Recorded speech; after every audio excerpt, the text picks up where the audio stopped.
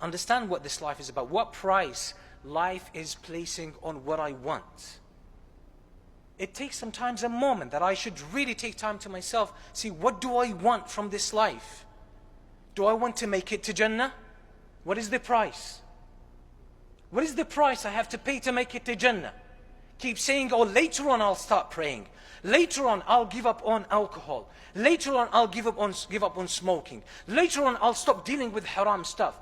Later on I'll stop doing the bad things that I do. Later on, when I graduate, when I find a job, when I get married, when I buy my first house, when I retire, and so on and so forth. And it keeps dragging until a person dies when they haven't done anything yet. They haven't paid the price yet. Don't fall into this. Ask yourself, what's the price for paradise? What is it? And then ask yourself, am I willing to pay it? Am I willing to pay it? So some of that is clear in the Quran and the Sunnah. You have to do your obligations. And obviously you have to believe in Allah subhanahu wa ta'ala. You have to trust in Allah. You have to have tawheed. And then you fulfill your obligations. And then you increase in whatever other things that are recommended in Islam, that you do more of them. And you observe them. You keep away from what is haram. And then sometimes a new type of sacrifice is placed upon you.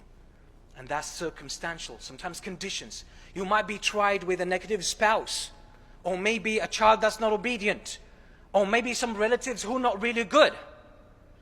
You realize that you are in a situation that requires some kind of sacrifice. What's the sacrifice you're willing to do? Read the situation carefully. Read it. Study it carefully. Seek advice and counsel. And then see what kind of sacrifice I can make in order to get the best out of this situation.